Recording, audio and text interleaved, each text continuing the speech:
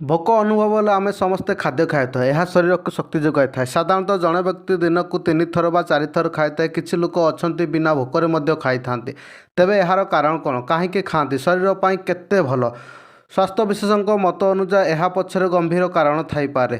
ते बारंबार खाइबार कारण कौन, कहीं बिना भोकर खाई था? चलतु जानिबा। प्रथम ऑप्शन हूँ प्रोटीन अभाव। विशेषज्ञ अनुसार जदि खाद्य प्रोटीन कम थाए तेबे जड़े प्रायतः बिना भोकर खाई था। यार कारण हूँ प्रोटीन शक्ति जोगाई थाए एवं भोक बढ़ाऊवा हर्मोन गुड़ी को नियंत्रित करता है। एहीपरि हर्मोन तैयारी हेले जहाँ पेट पूर्ण करिथाए तेबे खाद्यर लोभ को कमाई थाए। तेबे खाद्यर लोभ को कमाइवाई प्रोटीन काम करिथाए। एहीपरि परिस्थिति रे प्रोटीन युक्त जिनिस गुड़िक खाद्य अंतर्भुक्त करा उचित।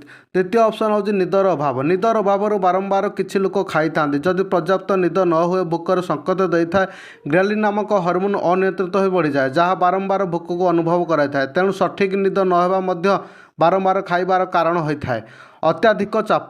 विशेषज्ञ अनुसार आज जीवन चापग्रस्त हो जाए तेज अत्याधिक चापग्रस्त शरीर में कोर्टिसोल नामक एक हार्मोन वृद्धि होता है जहाँ बारंबार खाइबा को इच्छा कराए। एभली परिस्थिति में चाप कमाइबा को चेष्टा करने उचित।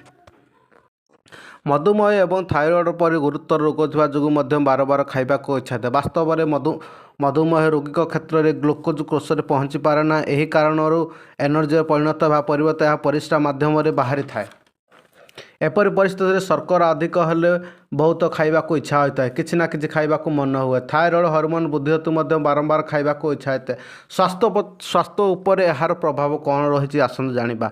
बारंबार खाइबा खाद्य प्रायतः जंक फूड थाए जेपरिक मीठा किंबा छणाछणी आइटम थाए जहाँ फल क्यालोरी को अधिक कराई थाए एवं अधिक ओजन कि मोटापण समस्या सृष्टि करें बोली गुरुग्रामर Fortis memorial research institute chief clinical पुष्टिकर विशेषज्ञ दीप्ति खाटुज कहते। बारंबार खाइबा भयंकर रोगर कारण होता है। विशेषज्ञ अनुसार यह पिलादिन मोटापण अति कम बयस मधुमेह और उच्च रक्तचाप देखादेवार कारण होता है।